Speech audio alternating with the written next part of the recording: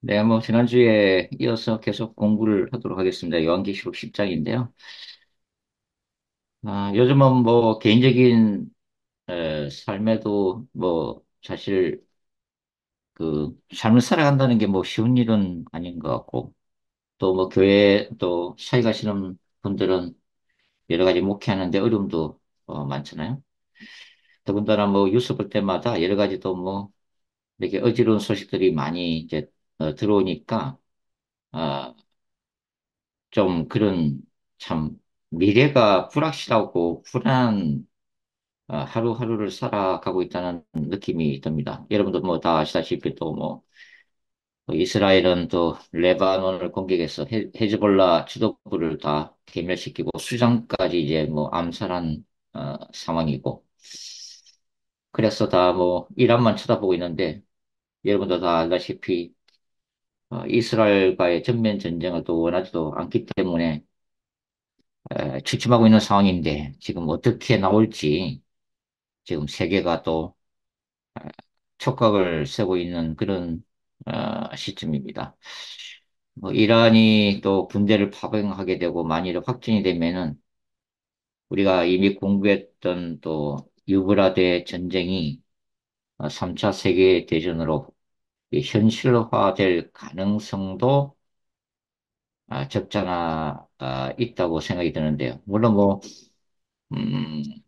지금은 그렇게까지 확전되지는 않을 거라고 또 이제 우리가 바람을 가지지만, 에, 우리가 앞날을 어떻게 또, 예측을 할 수가, 없는 그런, 상황이죠. 우리가 이제 작은 책을, 계속해서 공부를, 할 텐데요. 이 계시록 10장에 나오는 이 작은 책이 또 엄청나게 요한계시록 안에서는 굉장히 한 책입니다. 그래서 이 바다와 땅을 밟고 있는 힘센 천사가 이 작은 책을 사도 요한에게 딜리버리 하는 모습을 우리가 계속 10장에서 읽게 되는데요. 10장, 아, 장 보시면, 음, 뭐 8절부터 읽어볼까요? 8절. 하늘에서 나서 내게 들리는 음성이 또 내게 말하여 이르되 네가 가서 바다와 땅을 밟고 서 있는 천사의 손에 펴놓인 두루마리를 가지라기로 내가 천사에게 나가 작은 두루마리를 달라 한즉 천사가 이르되 갖다 먹어버리라 내 배에는 쓰나 내 입에는 꿀같이 달리라 하거늘 내가 천사의 손에서 작은 두루마리를 갖다 먹어버리니 내 입에는 꿀같이 다나 먹은 후에 내 배에서는 쓰게 되리라. 그가 내게 말하기를 네가 많은 백성과 나라와 방언과 임금에게 다시 예언하여야 하리라 하더라. 자, 여기 이 작은 책, 이 작은 책이 뭔가를 좀 알려면은 계시록 5장을 한번 이렇게 가볍게 한번 그렇게 봐야 되거든요. 그래서 계시록 한번 5장을 한번 펼쳐보십시오. 계시록. 여러분들 성경책 요한계시록 5장을 펼쳐보시면 5장 1절부터 한번 읽어볼게요. 내가 봄에 보호자 앉으신 이의 오른손에 두루마리가 있으니 안팎으로 썩고 일곱 인으로 봉하였더라. 또 봄에 힘 있는 천사가 이 힘센 천사입니다. 큰 음성으로 외치기를 누가 그 두루마리를 펴며 그 인을 떼기 합당하냐 하나 하늘 위에나 땅 위에나 땅 아래에 능히 그 두루마리를 펴거나 복원할 자가 없더라. 그래서 지금 이 5장에 나와 있는 요 환상, 요 부분하고 서로 연결해서 조금 이제 생각을 할 필요가 있는데요. 이 지금 5장 1절에 이 하나님의 손에 들려 있었던 이 두루마리는 헬라어로 비블리온입니다. 비블리온. 근데 우리가 이제 이 10장에 힘센 천사가 전해주는 작은 책은 비브라 리디온이라고 하는 헬라어죠. 조금 다르죠, 그죠? 그리고 이제 5장 1절의 두루마리는 일곱 인으로 봉인이 되어 있었잖아요. 그런데 지금 10장에 보면은 이게 이 작은 책은 펴놓인 오픈북이다 하는 점의 차이가 있습니다. 그리고 이제 5장에서는 이 두루마리가 성부 하나님의 손에 있었잖아요. 근데 지금 10장에 보면은 천사, 힘센 천사의 손에 있죠. 아, 자, 그런데 이 작은 책이라고 이렇게 이제 부르는 이유가 뭔가, 뭐 여러 가지 뭐 다양한 해석들이 굉장히 찾아보면은 뭐 많습니다. 아, 많은데 중요한 것은 이 책이 이제 작은 책이라는 뭐 전보다 더 중요한 것은 뭐냐면 이 계시록 5장이나 계시록 10장 이런 동일한 천사가 등장된다는 점이에요.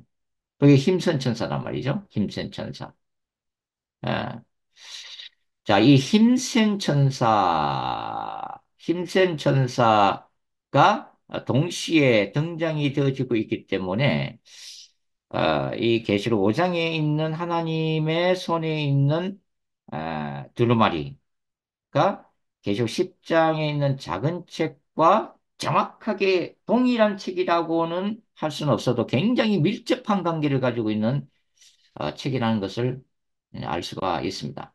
계시록 5장에서는 이 성부 하나님의 손에 들려 있었던 그 책은 7개의 봉인으로 인봉이 되어 있었거든요.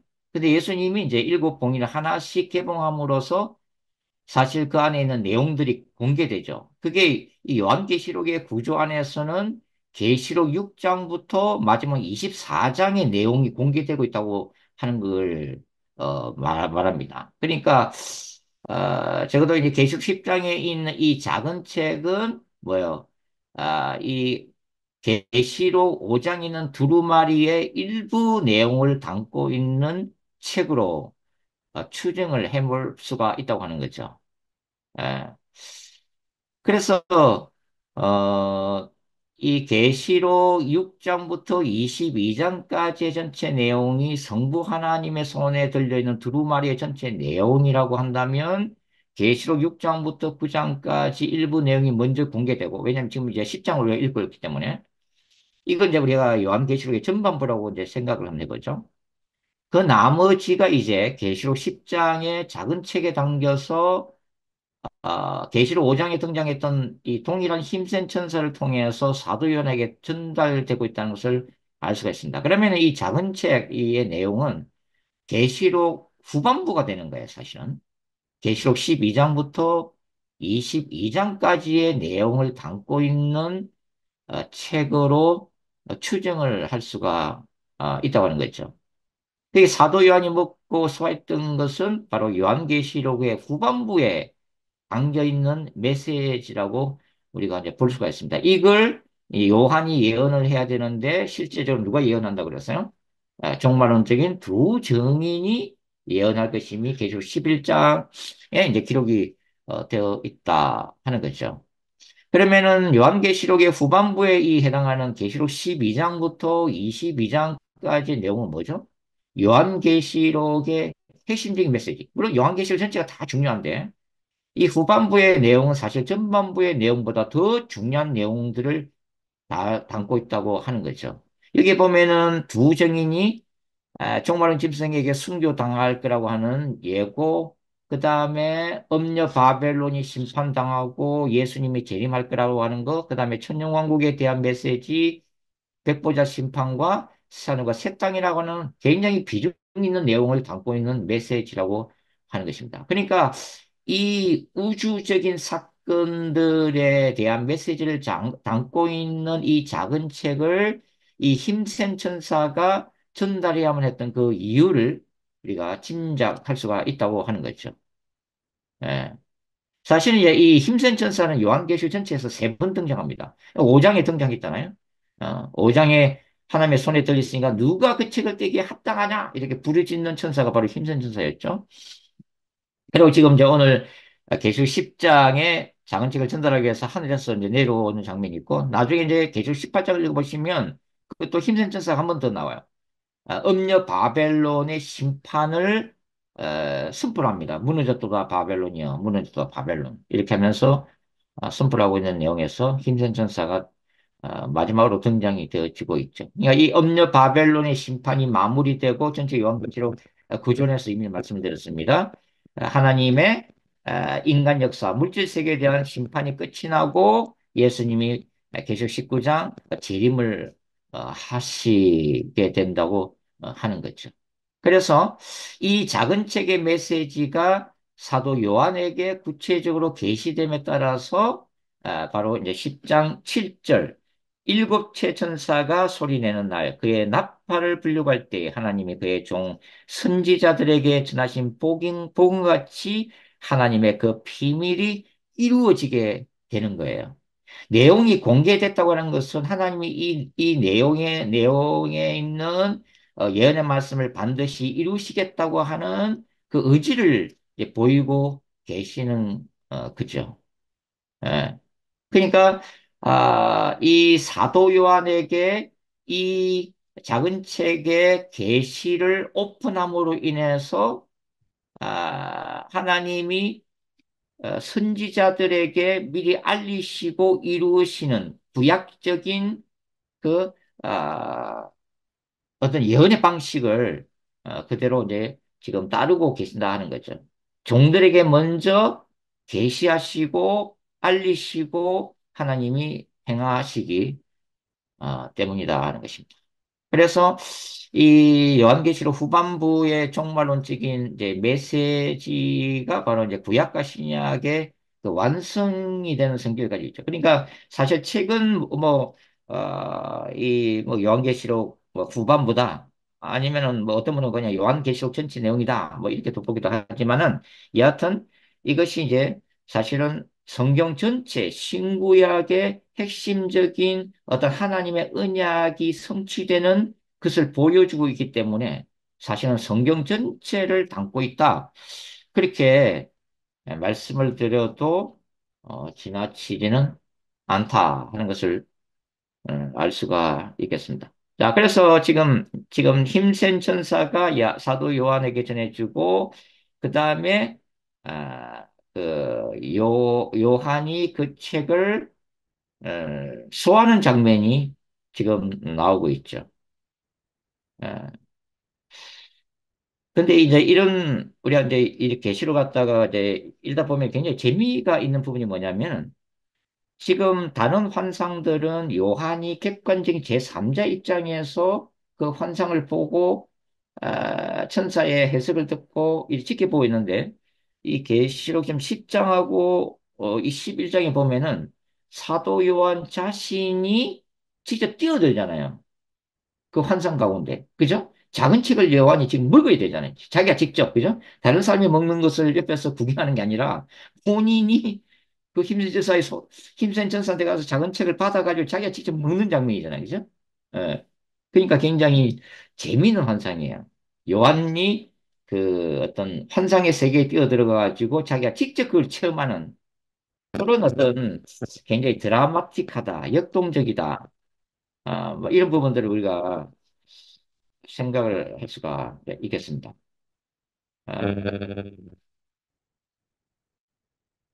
작은 책을 요한이 받아서 이 두루마리를 소화하는 장면은 바로 이제 에스겔서에도 나오죠. 에스겔서 2장에도 나오고, 그죠? 에스겔 선지자가 하나님의 말씀을 받아서 소화하는 장면이 나오고 있잖아요. 그죠? 이제 그런 식으로 요한도 그렇게 지금 말씀을 받아서 그것을 소화하고 있는데 입에는 달지만 배에는 쓰다라고 되어 있어요. 입에는 달죠. 왜냐하면 하나님의 말씀이 진리니까. 입에는 다는데 왜 배에는 써요? 그 내용이 심상치 않기 때문이죠. 그 내용이 이 죄악된 세상을 향한 종말론적인 심판과 회개를 촉구하는 굉장히 엄중한 내용을 담고 있기 때문에 배에는 쓸 수밖에 없다. 배는 쓸 수밖에 없다. 예, 그죠? 예. 또는 뭐 거꾸로 이야기하면은 이 고난의 때, 환란의 때를 지나가야 하기 때문에 쓰다는 거죠. 배에서는. 그러나 그 결과는 뭐예요? 궁극적인 새하늘과 새 땅에 대한 희망과 승리의 메시지를 약속하고 있기 때문에, 그죠? 사탄과 죽음과 제약이 완전히 사라진, 정말 지상의 유토피아가 아니라 천상의 유토피아를 약속하고 있기 때문에 입에는 달다. 그렇게도 또 생각을 할 수가 있겠습니다. 자, 여기서 이제 예언이라고 이제 하는 말, 예언하리라 나오는데, 또 여기 뭐 예언이라 이러면은 또 우리 기독주의 또 진영에서는 또 목사님들이 굉장히 이 알레르기 반응을 보이잖아요. 그죠? 어, 뭐 제가 지금 뭐 은사주의 운동 지금 이 시간에 꺼내겠다는 게 아니라, 은사주의 운동의 이제 많은 부작용들이 교회 안에 그동안에 이 한국 교회 역사 안에 있었기 때문에 좀 그런 부분들을 좀 꺼려하는 그런 부분이 있잖아요. 그래서 예언 사역하고 뭐 예언한다 이러면서 또 자기 그 예언 은사 받으신 권사님들이 또 문제를 일으키고 개인 또 무슨 산당 같은 또 뭘 기도처를 마련해서 교인들을 데리고 가고 뭐 같은 문제가 발생되는 역사들이 많잖아요. 그죠? 그런데 이제 이 예언, 여기서 나온 예언하리라는 것은 소위 말해서 우리가 고린도전서 12장부터 14장까지 나와 있는 표적적인 은사, 그죠? 방언의 은사라든지, 방언 통변의 은사라든지, 기적 행하는 은사라든지, 귀신을 쫓아내고 능력을 행하는 그 은사들과는 조금 차원이 달라요.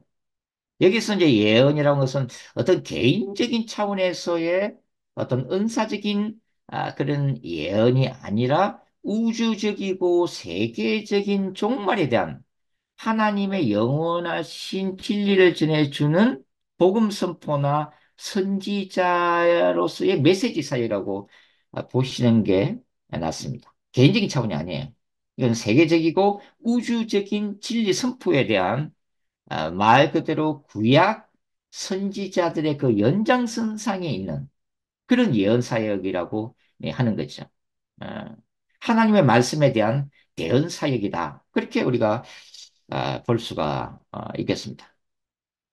그래서 사도 요한이 이 작은 책을 소화를 하고 많은 백성과 나라와 방언과 임금에게 예언하여 하지만 계시록 11장에 들어가면은 누가 예언한다고 그랬어요?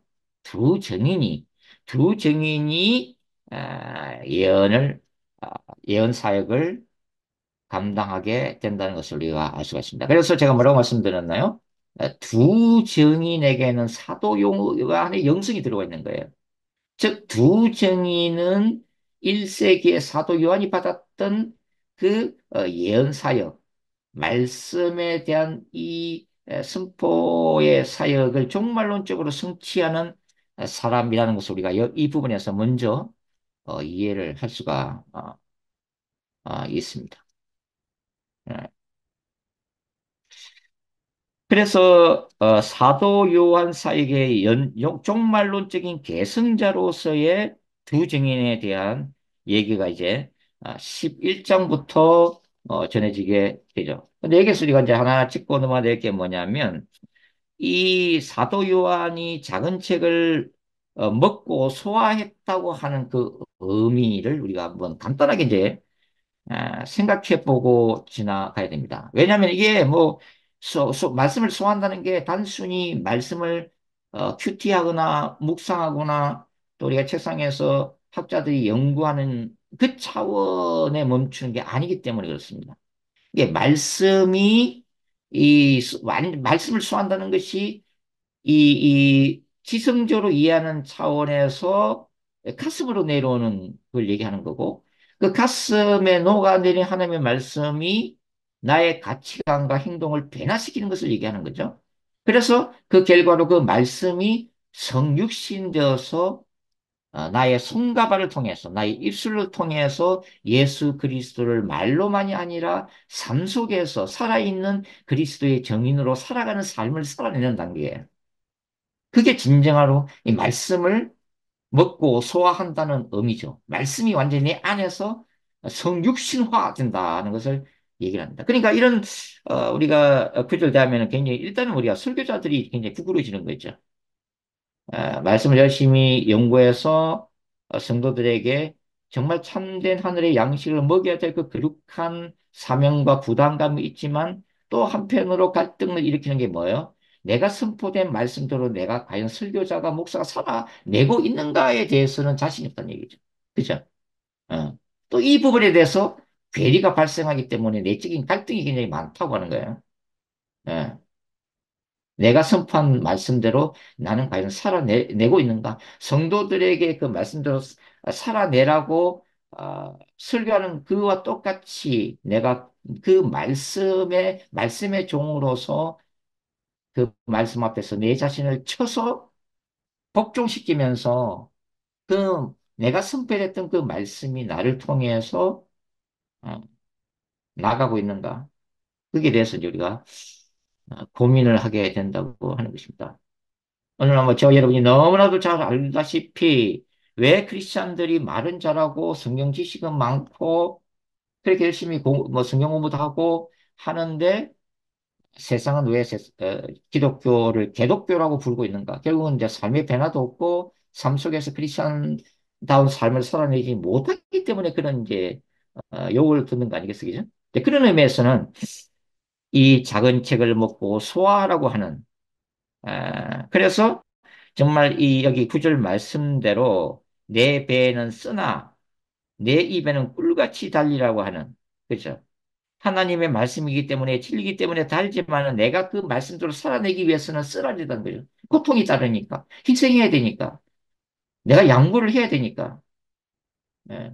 내 성과를 내가 추게 되니까 쓸 수밖에 없는 거죠. 내 뱃속에서는.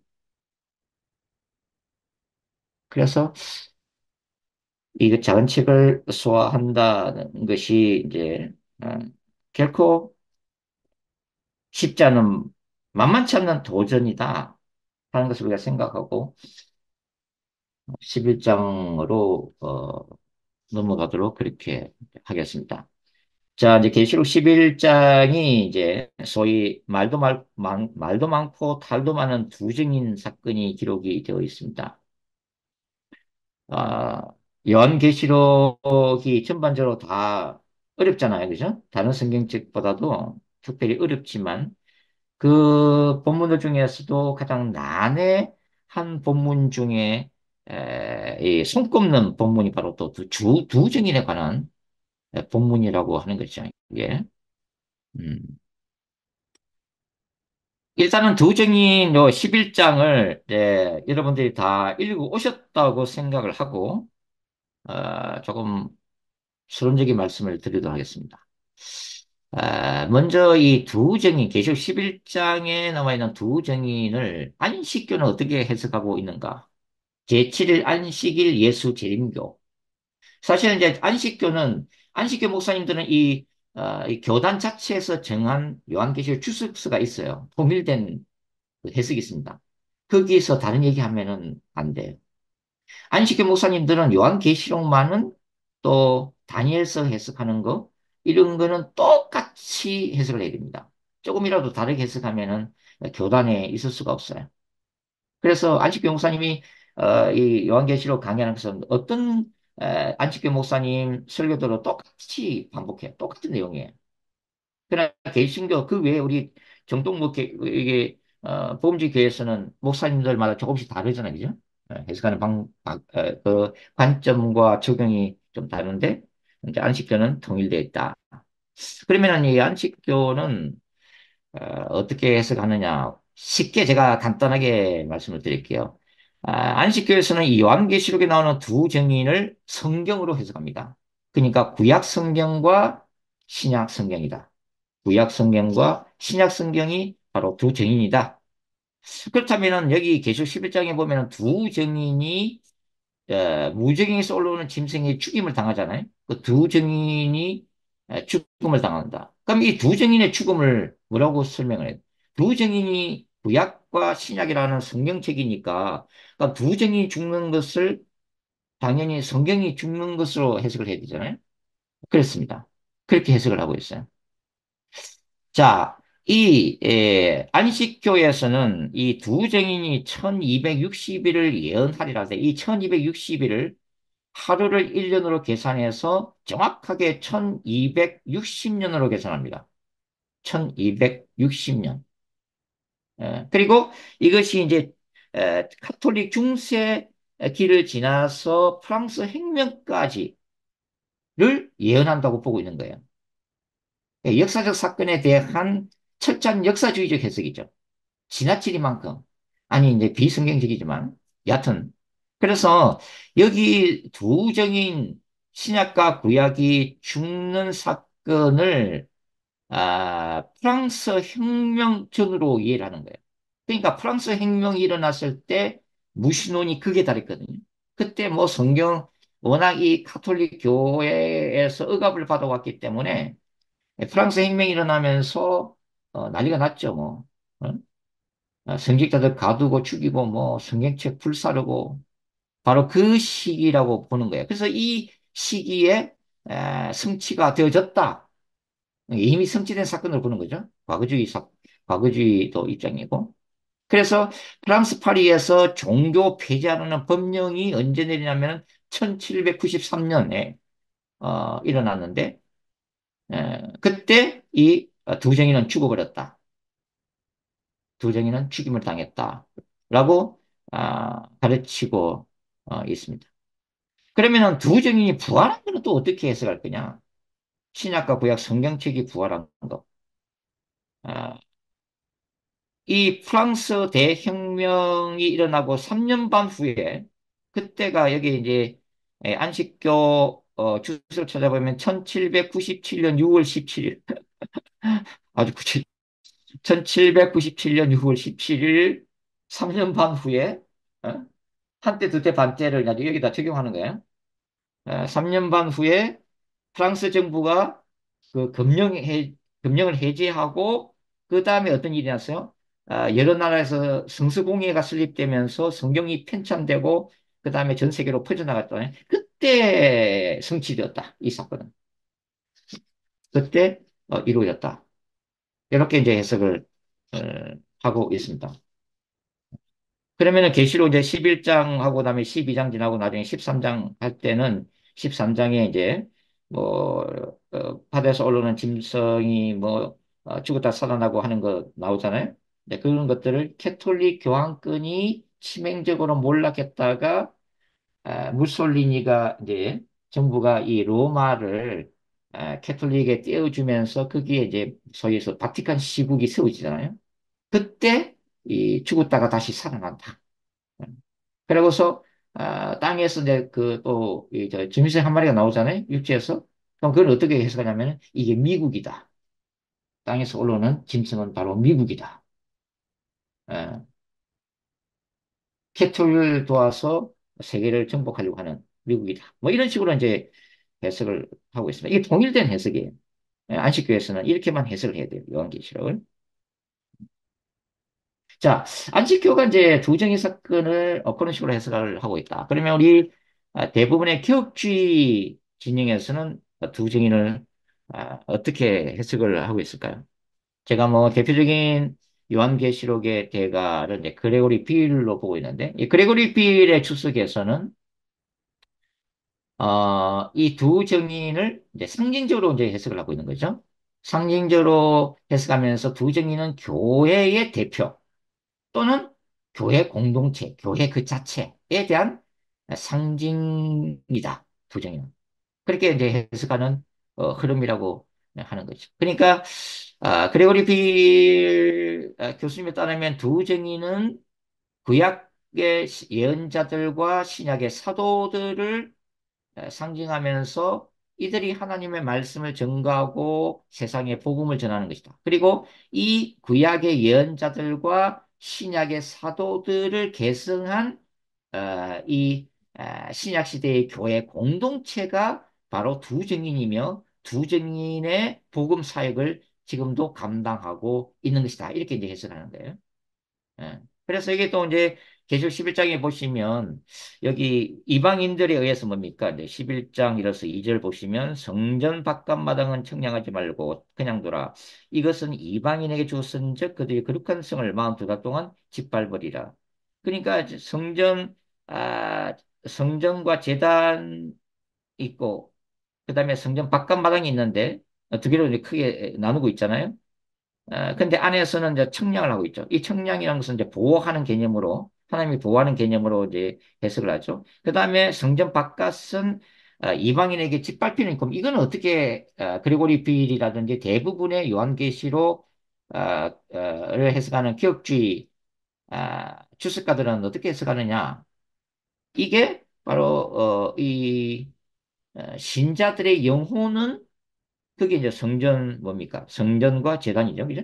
는 보호를 하지만 영혼은 보호하지만 그러나 이 박해 기간에 크리스천들이 순교적 죽음을 죽을 수 있다. 그 이방인에게 짓밟히도록 하나님이 그걸 갖다가 허락하시는 것이다. 그러니까 교회 공동체에 대한 그 본질은 보호하시지만 또 교회가 세상으로부터 박해를 받을 수도 있다는 것을 지금 의미하고 있는 것이다. 이렇게 이제 해석을 하고 있다고 하는 거죠. 예, 상징적인 해석이라고 말씀드렸잖아요. 그래서 어떤 미래적이고 종말론적인 어떤 특정 시점에서 어떤 사건이 아니라 예수님의 초림부터 재림까지 이 전체 2000년의 교회 시대 동안 끊임없이 교회들이 이런 박해 역사를 받아왔다는 것을 지금 11장이 함축적으로 보여주는 환상이다. 이렇게 이제 해석을 하고 있다고 하는 거죠. 근데 저는 물론 여기서 해서 조금 반대되는 입장입니다. 저는. 적어도 계시록 11장의 두 증인에 대해서는 문자적으로 해석이 된다. 상징적으로 해석을 할 수도 있고 문자적으로 해석할 수도 있는데 저는 이 아, 주석의 결과는 이거는 결국은 문자적으로 해석할 수밖에 없다 하는 거예요. 왜냐하면 뭐 하나 예를 들면 그렇습니다. 네. 저는 지금 계시록 11장 11장의 두 증인이 7절 보시면 그들이 그 정언을 마칠 때 무저경으로부터 올라오는 짐승이 그들로 더불어 전쟁을 일으켜 그들을 이기고 그들을 죽일 터이죠. 결국은 이 두 정인이 무저경에서 올라오는 짐승에게 죽임을 당하잖아요. 그죠? 그러면 그레고리 빌 박사님의 이제 해석은 2000년 동안 이 일이 계속해서 진행돼 왔다는 거죠. 계속 반복적으로. 예? 교회가 기독교의 박해 역사니까 2000년이. 근데 사실은 이 또 계시록의 구조 안에서는 나중에 계시록 19장에 예수님이 이제 재림을 하시잖아요. 그죠? 19장이 이제 재림장이죠. 그죠? 19장이 이제 재림장인데 그 재림의 마지막 모습을 보면은 19장 20절이죠. 20절? 20절, 19장 20절 여러분들 눌러보시면 짐승이 잡히고 이 두 증인을 죽인 짐승이죠. 짐승이 잡히고 그 앞에서 표적을 행하던 거짓 선지자도 함께 잡혔으니 땅에서 올라오는 짐승이죠. 이거 앞에 짐승 바다에서 올라오는 종말론적인 짐승 저 그리스도 함께 잡혔으니 이는 짐승의 표를 받고 그의 우상에 숭배하던 자들을 표적으로 미혹하던 듯.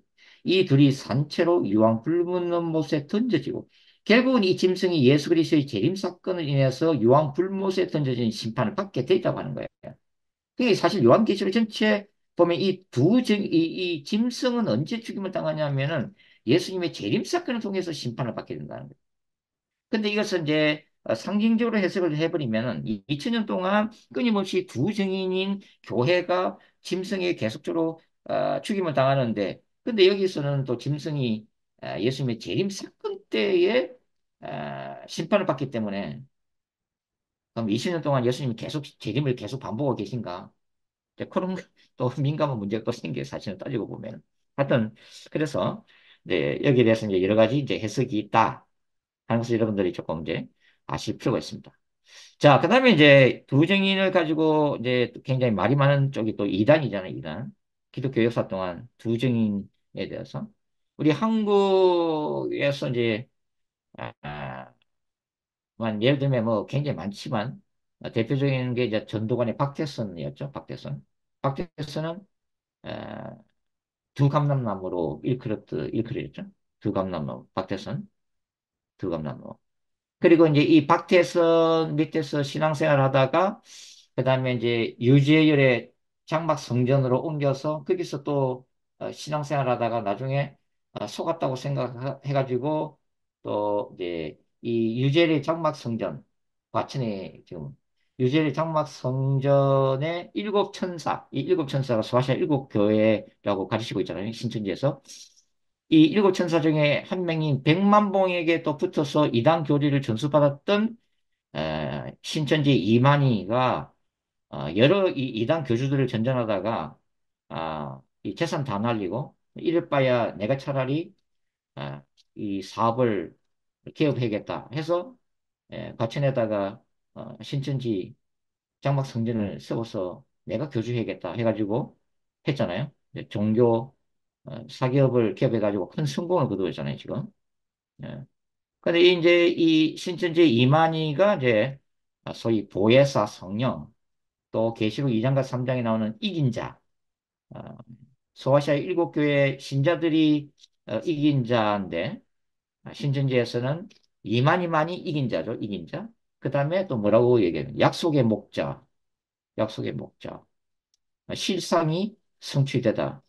무슨 실상이 성취됐다는 거예요? 과천에 처음에 장막성전 세워졌을 때 7명이 있었는데 자기들끼리 내부 분열하고 유재리가 타락해가지고 배도하고 무너졌다가 그 다음에 구원자인 이만희가 새롭게 과천에다가 신천지 경거장막 성전을 세움으로 인해서 이 실상이 에, 예언이 실제화됐다.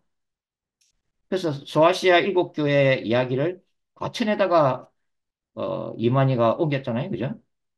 예, 소아시아 그 무대를 과천으로 옮기고 전 세계인들에게 전해지는 요한계시록을 또 과천에는 신천지 교인들에게 주는 말씀으로 또 이게 그렇게 하는데 여하튼간에 하여튼 참 이해를 못할 상이지만은 뭐 사탄이 역사니까 또 그런 일도 생기는 거잖아요. 뭐 이단이 다 마찬가지죠. JMS 정명석이든 또 지금 브라질에 가가지고 또 교인들 끌고 와가지고 농장에서 노동시키면서 여성도들을 마음대로 농락하고 있는 돌나라 박명호 창기 십자가론 어, 다이 피가름의 교리에서 나온 건데 이게 하여튼간에 이제 이런 이단들이 소위 말해서 두 감람나무 자칭 두 감람나무 나는 바로 계시록 11장에 있는 두 증인이다. 두 감람나무다. 이 자칭, 이게 굉장히 위험한 거예요. 자칭, 자칭. 지금 이제 케냐 출신의 소위 순자를 불리는 사람이 데이빗 오어라고 있습니다. 데이빗 오어. 여러분들이 유튜브 드시면은 데이빗 오어 나와요. 흑인 분이죠. 근데 메시지는 굉장히 올바랐습니다. 회개를 촉구하고 마지막 때에 거룩함을 외치기 때문에 메시지는 굉장히 저는 올바르다고 생각돼요. 근데 문제는 이분의 이제 예언 사역이죠. 치유와 예언 사역이 날마다 일어나고 있다. 한국에서도 이분 추종자도 굉장히 많습니다. 그래서 그동안에 각 세계 각국에 일어나는 기근과 전쟁을 정확하게 예언했다. 그렇게 하면서 추종자들이 신처럼 받들고 있는데 제가 이제 이 데이빗 오에 대한 동영상을 올렸다가 이 추종자들이 고발해가지고 유튜브에서 그 정지당한 그 경험이 제가 있습니다. 아, 제가 데이비 오를 무차별로 공개가 한 건 아니고, 데이비 오의 문제점을 지적했던 거야. 왜냐하면 데이빗 오가 자칭 두정인입니다. 자칭 두정인. 그러니까 원래 두정인은 두 사람을 얘기하는 건데, 그 두 사람이 데이빗 오 자기 자신 안에서 하나로 통합됐다고 주장하는 거예요. 자기 자신이 어? 두정인이다, 두정인. 자칭 들어가면 굉장히 위험합니다. 자칭. 자칭 사도, 자칭 선지자, 자칭 모세, 자칭 엘리야, 뭐라면 굉장히 위험합니다. 예. 그래서 우리는 이 용어를 굉장히 조심스럽게 써놔야 돼. 그래서 사도적인 사명이 있다. 이거 오케이. 선지자적인 사명이 있다. 이거 오케이. 모세와 엘리야적인 기름 부으심이 임했다. 그건 뭐라겠어요? 어. 근데 자칭 이렇게 하는 것은 굉장히 위험하다. 그래서 계시록 11장의 두 증인, 자칭 두 증인이 전 세계적으로 굉장히 많습니다. 예? 그래서 또 늘 또 문제가 되는 본문이 계시록 11장인데요. 제가 최근에 이제 동영상 한 몇 년 된 것 같은데 인도 출신의 사두 선다 셀바라지아는 분이 있어요. 이분도 유튜브 치시면은 종말에 대해서 굉장히 많은 예언을 하고 있습니다. 사두 선다 셀바라지. 근데 이제 뭐 개인적으로는 뭐 잘 모르겠지만 이분의 메시지를 제가 이제 쭉 이렇게 체크를 해보니까 어, 이 잘못된 미혹된 분은 아닌 것 같아요. 사도 선다 셀바라지도 하루에 3시간에서 5시간 기도하고 주님을 지금 직접 만나기도 하고 음성을 듣기도 합니다. 물론 우리 어, 보신이나 총신에서 들으면은 극단적 신비주의, 직통 계시에서 뒤로 넘어질 얘기들이죠. 그러나 이제 아, 사도 선다 셀바라지는 지금도 환상을 보고 있고 음성을 듣는데 이분의 메시지 중요한 것은 이제 뭐 이분의 메시지가 뭐냐 하는 건데 그 메시지는 굉장히 올바릅니다. 어, 이 데이비 오하고도 비교가 돼요. 데이비 오하고도 비교가 돼요. 데이비 오는 뭐 지금 거의 타락하고 있는 과정이 있다고 생각하는데 거기서 집회에서 모은 돈을 지금 사치 형나게 쓰고 있기 때문에 그다음에 벌써 넘어지고 있다는 증거예요. 어, 이 부흥사들이 이 사치하고 있다. 향락에 돈을 쓴다. 그럼 벌써 이게 지금 잘못되어 가고 있는 거죠. 이게 징조예요, 징조. 그런 상황에 있는데 이 사도선다 셀바란지는 굉장히 겸손하고 메시지 자체도 올바르고 회개 메시지, 뭐 치유 예언, 기사와 표적 뭐 이런 것들은 뭐 어, 또 있는 것 같고. 근데 보니까 이제 이 사도선다 셀바라지가 요한계시록을 바라보는 관점은 저하고 조금 비슷한 전체 윤곽, 물론 세부적인 디테일한 부분에 대해서는 차이가 있습니다만, 전체적인 방향에 대해서는, 저는 요한계시록을 연구를 한 사람이고, 말씀을 연구를 한 사람이고, 사도선다 셀바라지는 소위 예수님에게 요한계시록에 대해서 음성을 듣는 사람이고, 환상을 본 사람이에요. 그래서 이분은 연구한 것보다는 깊은 기도 가운데 소위 말해서 영안이 열린 사람이에요. 근데 이제 보니까 전체적인 방향성은 좀 비슷해서 제가 글쎄요, 뭐 조금은 안도했다. 왜냐면은 이제 제가 이게 연구한 게 전혀 잘못된 건 아니겠구나 하는 뭐 뭐랄까 일종의 어떤 동지를 얻은 듯한 뭐 사람이라는 알 수는 없지만 언제 인간이 먼저 배도하고 타락할지는 어느 누가 알겠습니까만 현재로서는 그렇다 하는 거죠. 예. 여하튼 이제 계시록 11장이 그만큼 말도 많고 탈도 많고 해석하기도 어려운 그런 장이 이제 11장입니다. 그래서 제가 이 요한계시록 11장을 좀 고민을 하고 있습니다. 조금 고민하고 있어요. 예, 무슨 고민을 하고 있냐면 제가 이게 그 요한계시록 출석을 그 저기 출간했잖아요. 근데 제가 이게 한번 이 내용별로 제가 한번 이렇게 한번 분석을 해보니까 예를 들어서 전체 요한계시록 추석의 분량에 대해서 계시록 2장과 3장을 추석한 내용이 한 11%를 차지하고 있어요. 전체 여기 11%. 2장과 3장 추석한 내용이 11%예요. 그리고 계시록 21장, 22장, 새하늘과 새 땅에 대해서 추석한 내용이 전체 요한계시록 추석 그 분량의 9%예요. 근데 이게 계시록 11장, 물론 10장도 포함되어 있습니다만 이걸 보니까 24%예요. 24%. 142페이지를 할애하고 있습니다. 600페이지 중에서. 그러니까 이 전체 분량 중에서 얼마나 계시록 11장을 이게 관심을 가지고 추석했는지를 알 수가 있습니다. 예. 24%예요. 24%? 예. 제가 예전에 이제 그 한번 말씀을 드린 바와 같이 이제 계시록 11장을 이 한 장을 만 2년 동안 묵상하고 연구했다고 그랬잖아요. 그죠? 그래서 그게 이제 기초가 돼서, 이 계시록 11장과 13장의 조만의 짐승과의 투쟁강을 통해서 이제, 요한계시록을 이해하게 되었고, 네, 그러면 성경 전체를 또 이해하게 됐고, 이게 이제 요한계시록 주석으로 연결되고, 계속해서 이제 이런 어떤, 신학과 이런 어떤, 그래서 제가 이제 종말로 이제 그룹한 전쟁신학과 두중이 영성이라고 제가 얘기를 하는데, 제 신학과 영성을 그만큼 저한테는 엄청난 뭐 영향을 준이라고 할까요? 이게 그런 장이기 때문에 그렇게 이제 다른 요한계시록 추석서는 보통 보면은 한 10페이지, 길어야 한 20페이지인데 저는 무려 142페이지를 할애해서 두 주인에 대해서 집중적으로 출석을 했다고 하는 거죠, 이게. 그래서 이제 양이 굉장히 많은데 제 고민은 뭐냐면, 이 계시록 11장을 만일에 출석에 있는 대로 풀려면은 6개월에서 1년 걸려요. 11장만 가지고. 근데 제가 생각에 이거는 아닌 것 같아요. 왜냐면은, 요한계시록 설명 듣는 모든 분이 두 증인에 대해서 관심 있는 게 아닙니다.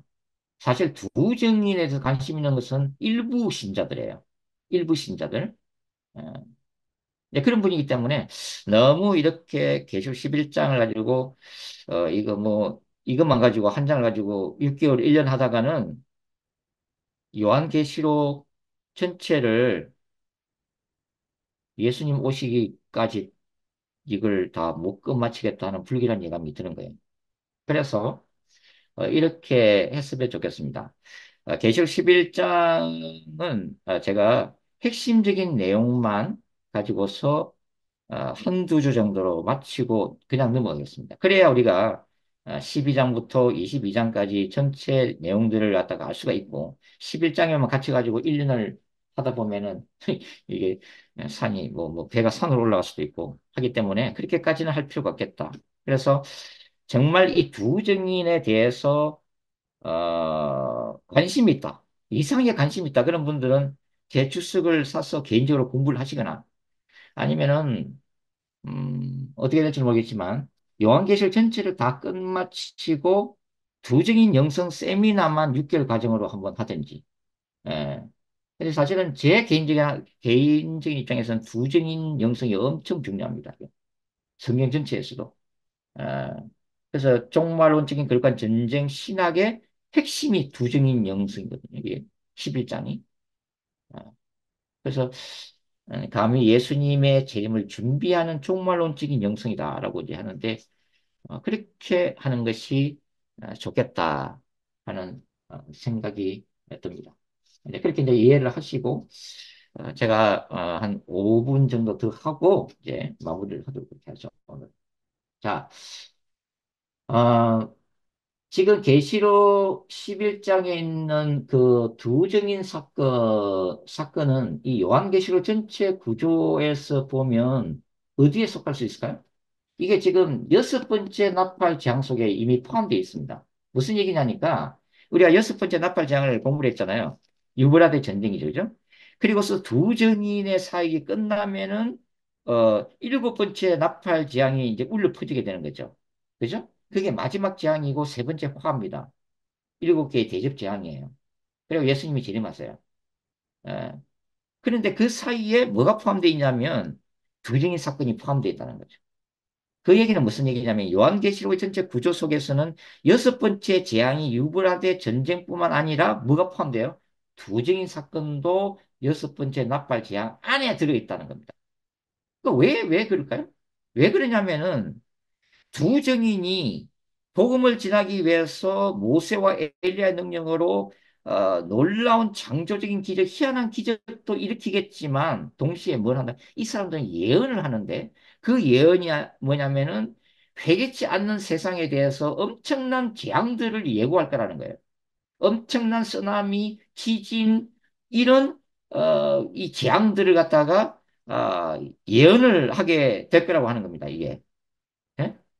예. 그게 11장 6절 보세요. 11절 보시면 그들이 권능을 가지고 하늘을 닫아 그 예언을 하는 딸 비가 오지 못하게 하고 또 권능을 가지고 물을 피로 배나게 하고 모세와 엘리야의 기적이죠. 아무 때든지 원하는 대로 여러 가지 재앙으로 땅을 치리로다 이게. 이게 어찌 보면 부정적인 의미예요. 이게. 예? 여러 가지 재앙으로 땅을 친단 말이에요. 두 증인이 예언한 대로 수많은 엄청난 재앙들이 세상을 휩쓸고 지나가는 것을 보게 될 거라는 거예요. 사실 이것은 뭐냐면 이들의 예언이 뭡니까? 정확히 성취되는 걸 보고 이들이 하나님의 사람이라는 거, 성령을 통해서 이런 엄청난 예언을 하고 있다는 것을 세상이 안과 동시에, 그죠? 그렇게 하는 이유가 뭐예요? 그들이 전하는 이 복음이 참이라는 것을 증거하는 거죠. 기사와 표적이나 이런 땅을 치는 재앙들이, 예언들이 빗나가지 않고 정확히 성취되는 걸 보면서, 열방이. 그런데 이러한 이 예언이 불신자들한테는 그렇게 반갑지 않은 거예요. 그죠? 당신들이 예수 믿지 않고 예수 믿지 않으면 지옥으로 떨어질 것이고 예수 믿고 회개하지 않으면 멸망을 당하게 될 것이고 그 증거가 바로 이런 재앙들이 오게 될 것이다라고 하는 이것들이 뭡니까? 세상 사람들에게 너무 불편한 거예요. 예? 그래서 그 결론적으로 뭐예요? 때를 죽이고 싶은 거예요. 그래서 적그리스도가 결국은 죽이게 되는 거예요. 세상 사람들을 대변해가지고. 예? 그래서 순교를 당하는 거단 말이에요. 그러니까 11장 9절 보세요. 백성들과 족속과 방언과 나라 중에서 사람들이 그 시체를 사흘반 동안을 보며 무덤에 장사하지 못하게 하잖아요. 엄청난 분노를 가지고 있는 거예요. 두 증인에 대해서. 어? 저런 놈들은 세상의 재앙을 불길한 재앙을 예고하는 저런 놈들 때려 죽여야 된다는 거예요. 그래서 죽임을 당하는 모습이 나타나고 있다. 그래서 두적인 사건은 여섯 번째 재앙 속에 포함되어 있습니다. 그리고 이 요한계시록 전체 구조에서 보면 계시록 11장의 두 정인, 그 다음에 계시록 13장의 바다에서 오르는 짐승은 날카로운 대조를 이루고 있단 말이에요. 두 정인은 계시록 13장의 종말론적인 짐승과 그의 나라를 대적하는 사람이에요. 마지막 선지자들이에요. 그래서 갈등 관계에 있다. 이거는 하나님의 나라의 종말론적인 대표자예요, 두 정인은. 그리고 이 사탄의 나라의 종말론적인 대표가 누구예요? 저 그리스도예요. 그래서 상자간에는 원수 관계예요. 원수 관계예요. 성령의 종과 사탄의 종이 부딪히는 거예요. 네, 그런 구조를 가지고 있다. 우리가 뭐 계속해서 이제 다음 시간 그 다음 시간까지 됐을 때 계속 될 수도 있습니다만 약간 우리가 두 증인을 어떻게 봐야 되느냐. 아까 제가 말씀드린 개혁주의에서는 다 교회로 해석합니다. 그죠? 교회 공동체. 왜? 교회 공동체로 해석하는 게 무난하기 때문에 그래요. 어떤 이것이 인간이라고 생각하는 순간 말 그대로 이단에서 자칭 두 증인이라는 사람들이 숱하게 나오기 때문에 이 알러지 반응이 알러지 그게 뭐야 규정적인 이미지를 가지고 있는 개혁교회는 그래서 차라리 그냥 교회라고 해석하는 게 편해요. 교회. 두 증인은 교회다. 근데 이제 엄밀한 의미에서 이 두 증인은 좁은 의미에서는 종말론적인 두 명의 선지자다. 좀 더 넓은 의미에서는 저는 두 증인의 영성을 추구하는 마지막 기독교 공동체다. 그렇게 보고 있습니다. 그리고 1세기에 바울이나 베드로 같은 사도들이 기독교 운동에 초석을 놨다 이라면 이 두 증인은 기독교 운동을 완성시키는 마지막 주자들이에요. 기독교의 처음과 기독교의 마지막입니다. 왜냐하면 두 증인이 복음을 전한다는 것은 이 종말의 전반기로 볼 수가 있는데 그때만 하더라도 복음을 전할 수가 있었어요. 그러나 적그리스도에서 두 증인이 죽임을 당하는 순간 기독교의 복음 전파 시대는 끝이 납니다. 그리고 지하 교회 시대로 돌아요. 왜냐하면 박해가 본격적으로 시작되기 때문에 적그리스도 정부에서 복음을 전할 수가 없습니다. 이제는. 그래서 어, 이 두 증인의 활동 시기는 이 환란의 전반기에 활동하다가 적그리스도에게 이제 순교를 당하게 될 것이다. 그리고 이제 두 정인이 무대가 지금 예루살렘으로 되어 있기 때문에 여기까지 말씀을 드리고 마치겠습니다. 아, 이 두 정인의 사역을 통해서 이 11장 13절 그때 큰 지진이 나서 성 10분의 1이 무너지고 지진에 죽은 사람이 실천이라 그 남은 자들이 두려워하여 영광을 하늘에 하나님께 돌리더라. 이 영광을 하늘에 하나님께 돌리는 그 사람들 가운데 말 그대로 종말론적인 이스라엘이 있다고 하는 거예요. 그래서 바울이 로마서 9장부터 11장까지 얘기하고 있는 종말론적인 이스라엘 구원 문제, 이방인의 수가 충만했을 때 이스라엘 민족이 구원받는 역사가 저는 두 정인을 통해서 성취될 것이다. 예루살렘의 부흥의 역사가 일어날 것이다. 유대인들이 회심하는 역사가 일어날 것이다. 그들의 조상이 못 박았던 예수 그리스도를 구원자로 영접하는 회개 역사가 예루살렘에 휩쓸게 될 거라고 보는 사람입니다. 어. 제 개인적인 해석이에요, 이거는. 어느 추석서나 어떤 사람이 주장한 게 아니고. 저는 그렇게 이제 해석을 하고 주석에도 제 주석에도 그렇게 그런 부분들이 나와 있습니다. 중요한 거는 제가 이 교적에 대해서는 핵심적인 내용, 큰 그림을 보여줄 거고 왜 다음은 뭐 제3의 성전 얘기도 하고 할 텐데 왜 이런 식으로 해석하느냐에 대한 자세한 주석적인 신학적인 성경적인 기초는 주석서에 있어요. 그래서 제가 그걸 생략하겠다 이런 얘기예요. 그래서 결론적으로 이렇게 큰 그림만 핵심적인 부분만 제가 두정인에 대해서 언급하고 그다음에 이제 12장으로 넘어갈 생각을 가지고 있습니다. 그래서 이런 것들에 대해서 성경적인 근거나 신학적인 왜 이렇게 해석하는가에 알고 싶으신 분들은 어떻게 해야 돼요? 주석을 사서 보셔야 돼요. 그리고 개인적으로 공부를 하셔야 돼요. 그 방대한 주석을 예, 두정인에 대해서 어, 그래서 오늘은 여기까지 하도록 하겠습니다. 예, 수고하셨습니다.